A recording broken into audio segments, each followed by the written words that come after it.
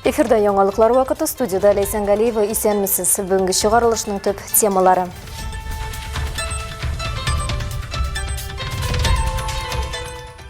Халык үз фикерен белдерә. Кама Исмәгыйль авыл җирлеге башлыгы халык алдында хисап тотты.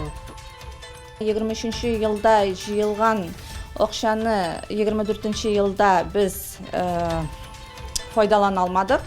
Шуңа күрә инде 25 елда без тагын шушы матур гына бер шишмәне матур итеп территориясын ясап куюга дип каралган иде.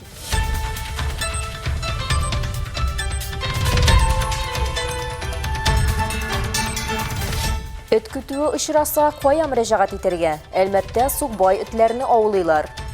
Эта штучка отодвигается, и все. И препарат, когда уже попали в собаку, получается, жидкость туда уже, как говорится, как вакцина вводится.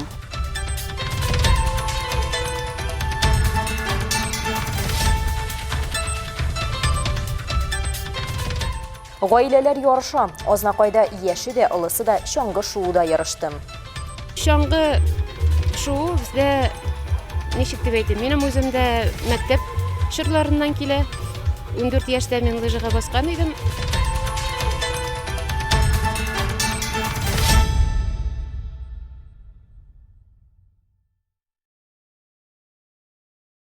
Әлмәт районында юл хәрәкәте иминлеге инспекциясы профилактик рейдларны уздырып тора. Шулай бәйрәмнәрдә узган рейд барышында 6 машина йөртүчене руль артында исерек килеш йөрүе ачыкланган иде.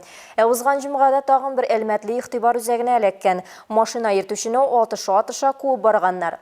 20 яшьлек әлмәтле Ульян өлкәсендә ЮХИТИ хезмәткәрләре таләбе буенча туктамаган. Спас районына таба хәрәкәтен дәвам итеп, башка гражданнарның гомеренә, сәламәтлегенә һәм иминлегенә куркыныч тудырган. ВАЗ-2114 автомобиле белән идарә итүче Болгар-Танкиевка автоюлында туктату таләбен үтәми һәм юл йөрү кагыйдәләрен тупас боза. Дәүләт автоинспекторлары утлы корал кулланырга мәҗбүр була. Автомобильне туктаткач йөртүчесенең аның айнык булмавы ачыкланган.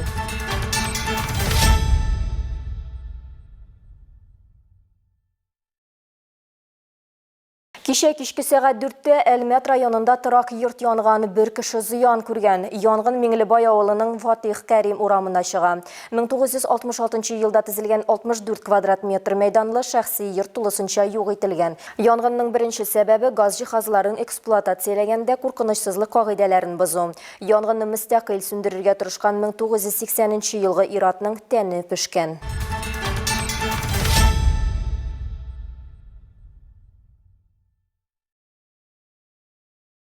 Әлбәттә, халык җыеннары дәвам итә. Территориаль-иҗтимагый совет җыелышларына авыл җирлекләрендәге хисап очрашуларда өстәлде. Беренчеләрдән булып 2024 елда башкарылган эшкә Кама Исмәгыйль авылы җирлеге башлыгы Айсылу Шәйдуллина хисап тотты. Очрашуда безнең иҗат төркемендә булып кайтты. Сүз Рәдифә Нигмановага. Кама Исмәгыйль Әлмәт районында иң төзек авылларның берсе. Мисал өчен 2 ел элек биредә таш түшәлмәгән бер генә урамда калмаган иде. Шуңа да карамастан, камиллеккә чикләр юк ди авыл халкы. Һәм ел саен үзенең активлыгы бәрабәренә дә төрле программаларда катнашып, авылын төзекләндерүгә зур өлеш кертә. Хөрмәтле депутатлар, авылдашлар, килгән кунаклар, без бүген хисап җыелышына Авылда рәсми рәвештә 610 кеше теркәлгән, чынлыкта 700 кеше яши. Каладан 20 чакрым аралыгында гына урнашкан авылның зурлыгы шуның белән дә аңлатыла. Өстәвенә биредә балалар бакчасы, башлангыч мәктәп, фельдшерлык, акушерлык пункты, мәдәният йорты бинасында берләштерелгән администрациясе, почта бүлекчәсе эшләп тора. Бары да төзекләндерелгән, яңартылган. Авыл халкының активлыгы бәрабәренә үзара салым программасы да уңышлы гына үтәлеп тора. Юлларыбыз асфальтированы, суларыбыз кыш көнендә бетми. Һәр елны инде без үзара салым акчасын шушы су мәсьәләсенә тотабыз. Менә 23 елда җыелган акчаны 24 елда без файдалана алмадык. Шуңа күрә инде 25 елда без тагын шушы матур гына бер шишмәне матур итеп территориясын ясап куюга дип каралган иде. Без аны куячакбыз ала бирсә. Һәм инде быелда 24 елда ноябрьдә узды безнең үзара салым акчасын 500 дип әйткән идем. Менә безнең халкыбыз бик әйбәт булгач, 500 сумга бер әйбердә алып булмый, 600 итеп ясык дип без үзара салым акчасын 600 сум итеп ясап, һәм тагын су мәсьәләләренә тотарга дип уйладык.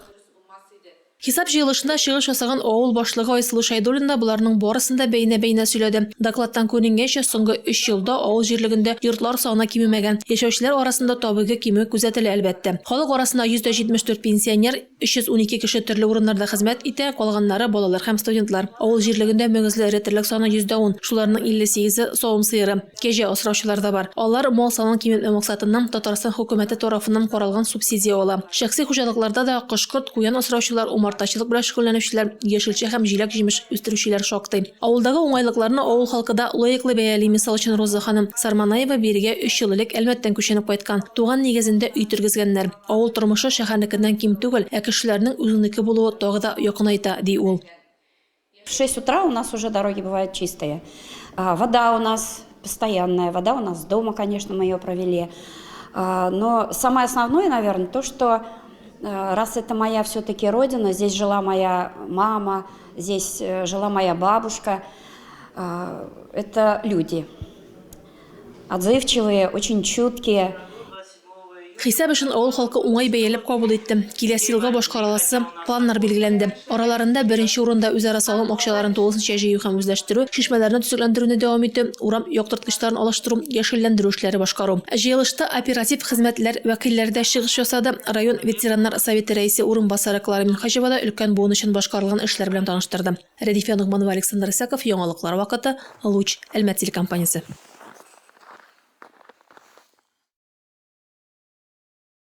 Әлмәттә күзәтүсез калган этләрне тоту буенча чираттагы рейд узды. Бу юнәлештә эшне калабызда даими башкаралар. Әлмәттә яшәүчеләр бу эштә белгечләргә булышалар. Алар урам буйлап йөргән этләр турында үсеш департаментына хәбәр итәләр. Аннан соң белгечләр күрсәтелгән адреслар буенча йөриләр. Бу юлы исемлектә 6 адрес. Тотуның ничек башкарылуы, эшнең нинди ысуллар куллануы турында хәбәрчебез Алсу Әхмәтҗанова материалында. Девочка, да. Мама. Карап торышкан матур тыныч холыклы эткә охшап торса да, аларга ышаныч юк. Урам этләре халыкка куркынычсыз түгел. Хуҗасыз этләрнең теләсә кайсы тере җанлыкы кебек максаты бар – тереклек итү. Шулай да араларында тыныч яки агрессив этләр дә сәламәт яки авыру этләр булырга мөмкин. Шуңа күрә караусыз калган җан ияләре турында үсеш департаментына хәбәр итү хәерлерәк. На специализированную машину мы выезжаем, то есть свет. Махсус машинада киләбез. Анда яктылык керә торган тәрәзә, клетка бар. Барысы да уңайлы. Этләрне тотабыз да приютка илтәбез. Ул түбән камада. Шунда ук без прививка ясыйбыз. Биредә аларны 10 көн тотабыз, күзәтәбез. Аннары стерилизация, кастрация һәм чиплаштыру процедуралары үтә. Мин юылмас билгеләр белән чип салам. Ничего не происходит. 10 дней мы выдерживаем это с целью того, чтобы выявление бешенства, например. Далее стерилизация, кастрация, чипирование, то есть я чипирую несмываемыми метками. Этләрне тоту усулы да билгеле бер методика буенча бара. Башта белгечләр урамда узып барган этләрне ошаталар, якынрак китерәләр. Аннары духотвод дип исемләгән аппарат белән шприц ярдәмендә хайванның тәненә аталар. Вот эта духовая трубка, ну, с прицелом, скажем, усовершенствованная. Менә ул духовая трубка, аның прицелы бар, ә монысы шприц. Бу шприц эчендә йоката торган препарат алдан ук салынган була. Белгеч эткә атам, вакцина ләкәш ул йокыга тала. Сюда просто уж как бы дыханием долетает. И за счет того, что он, он, получается, вот эта штучка отодвигается, и все. И препарат, как бы, когда уже попали в собаку, получается, жидкость туда уже, как говорится, как вакцина вводится. И все. Да, то есть исключительно снотворным. Бу көнне һәр адреста диярлек тоткыннар табылды. Барлыгы 7 этне приютка алып киттеләр. Белгечләр билгеләп үткәнчә, этләрнең барысы да элеккеге яшәү урынына кире кайтмаячак. Әгәр кинолог этне кеше гомере өчен куркыныч тудыра дигән нәтиҗә бирсә, бу эт приютка гомерлек саклауда калачак. Юк икән, эт кире элекке урынына кайтарыла. Мондый приютлар Әлмәттә берничә. Мисал өчен Төхвәтелин урамында урнашканында якынча 300 эт һәм 100 мәче исәпләнә.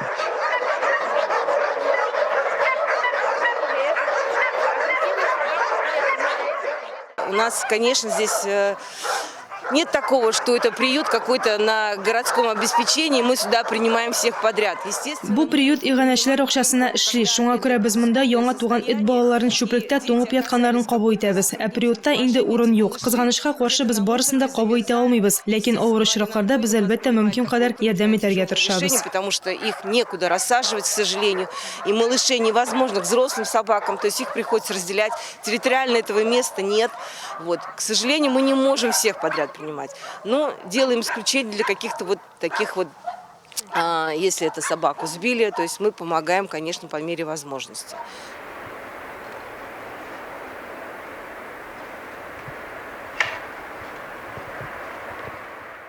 Караусыз калган хайваннарны тоту гамәлдәге законнарның кысаларында башкарыла. Әгәр дә этнең колагында төсле бирке бар икән, аның кабаттан тотарга ярамый. Әгәр дә агрессия очраклары булмаса. Әгәр дә урам этләре күрәрсез икән, мәгълүматны экраннарда күрсәтелгән номер буенча шалтыратып тапшыра аласыз. Хайванның нинди икәнен, кайсы урамда һәм билгеләрен әйтергә кирәк булачак. Алса Ахмаджанова, Рамил Базартинов, Яңалыклар вакыты, Луч, Әлмәт телекомпаниясе.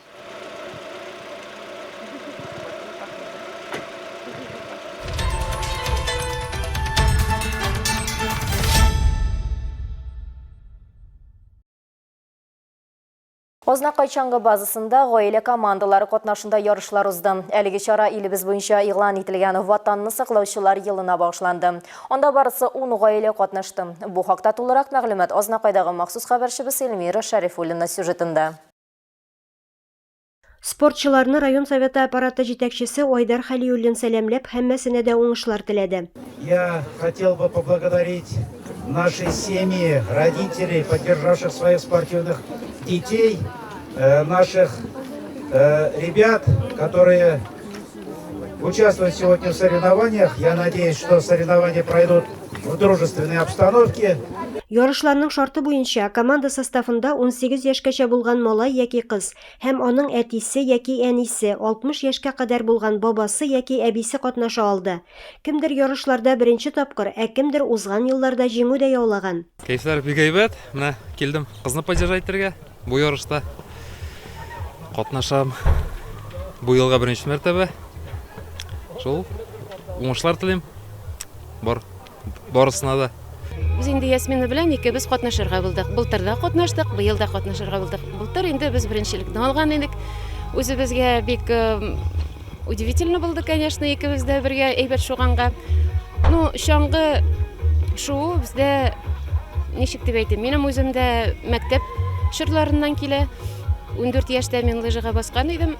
Ярышлар 4 йөгерешне үз эченә алды. Балалар да, өлкәннәр дә үз гаиләләрен алга чыгару өчен бар көчләрен куйдылар. Бүгенге ярышларда барысы 4 йөгереш булачак. Инде беренче йөгереш китте. Әлеге минутларда старт сызыгында икенче йөгереш спортчылары басып тора. Нәтиҗәдә Халиковлар гаиләсе җиңү яулады. Шакирова Лилия һәм Ясмина икенче урынга чыкты. Ә лаеклы өченче урын Резида һәм Амирхан Шакировларга бирелде. Җиңүчеләргә медаль, дипломнар һәм истәлек бүләкләр тапшырылды. Чаңгычылар биредә ГТО нормативларында тапшыра алдылар. Эльмира Шәрифуллина, Рөстәм Акбаров, Яңалыклар вакыты, Луч, Әлмәт телекомпаниясе.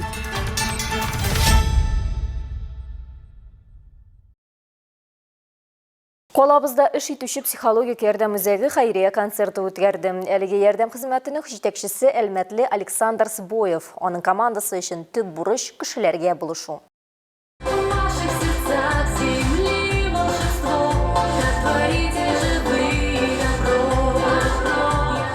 Хәйрия концерты шәһәрнең иң талантлы иҗат коллективларын һәм башкаручыларны җыйды. Аларның һәрберсе монда үзләренең чыгышлары белән башкаларга ярдәм итү йөзеннән җыелган. Сәхнәдә җанлы биючеләрне җырчылар, ә җырчыларны музыка коралларында башкаручылар алыштырды.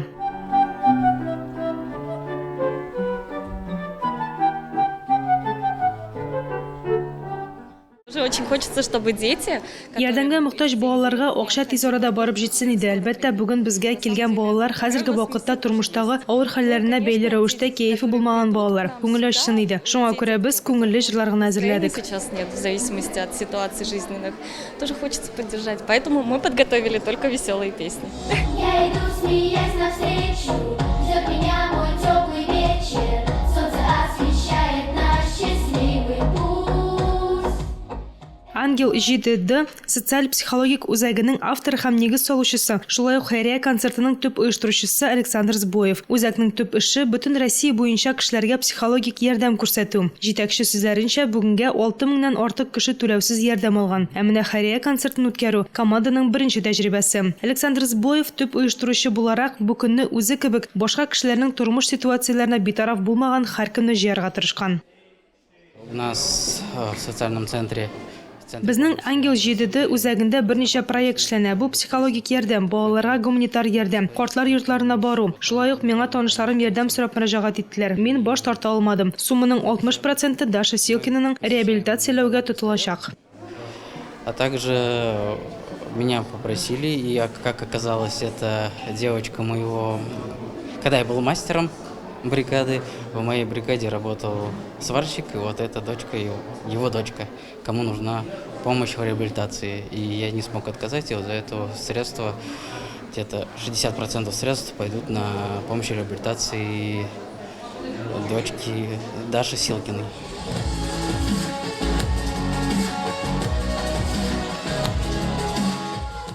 Концерт тәмамлангач 50 000 сумга якын акча җыелды. Аларның 26 000-ы Даша Силкинаның әнисенә алга таба реабилитацияләү өчен тапшырылды. Алса Ахмәҗанова, Олег Павлов, Яңгыр вакыты Луч, Әлмәт компаниясе.